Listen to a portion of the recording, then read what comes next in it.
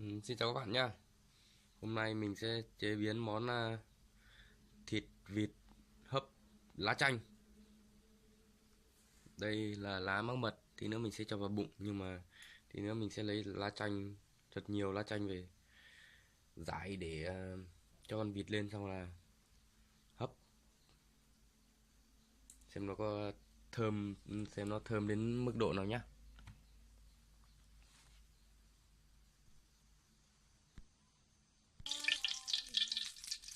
Trước tiên là mình sẽ rán cho nó vàng nhá, vàng nhìn nó sẽ đẹp hơn.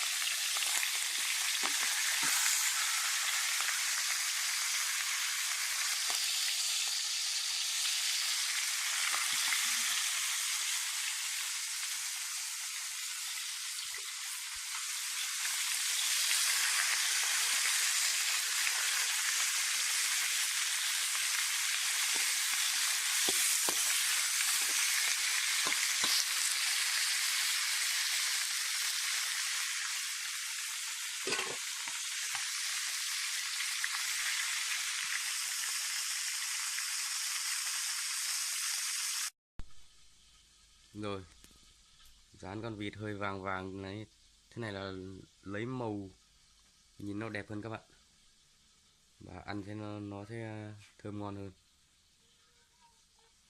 Còn đây là lá chanh,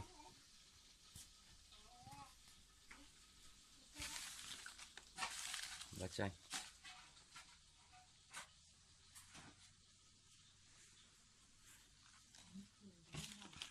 mình sẽ vò nát nó ra và để xuống dưới.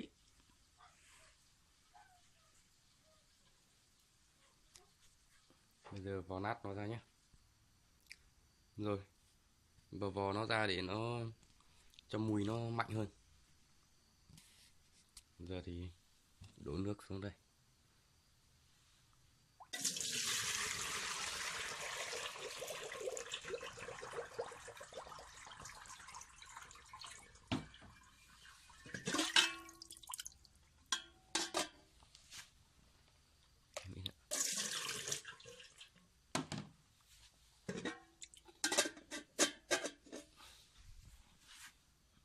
Rải lá chanh xuống rồi.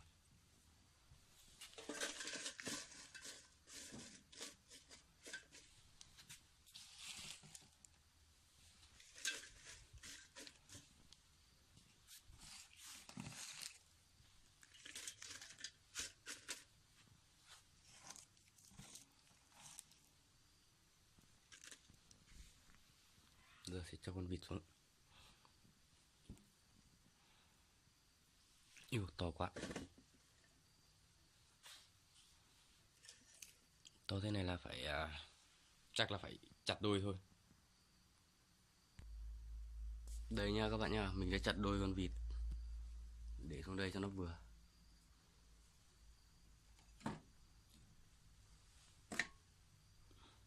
Chặt đôi ra thì nó cũng nó cũng chín nhanh hơn.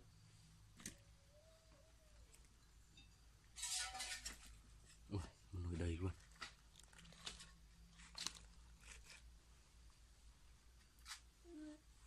Ok. Còn bây giờ là đun sôi khoảng tầm 30 phút. Tầm đấy mới được, tầm đấy mới 9 kg. Đun sôi 30 phút nha các bạn nha. Đây nha. Sau tầm khoảng 40 phút. Thơm cực. Con gà này hơi già nên là phải tầm 40 phút. Và con vịt nhầm, toàn gà vịt nhầm lung tung hết, các bạn thông cảm nhá. Rồi bây giờ mình sẽ lấy ra đĩa và chuẩn bị công đoạn chặt thôi. Đây.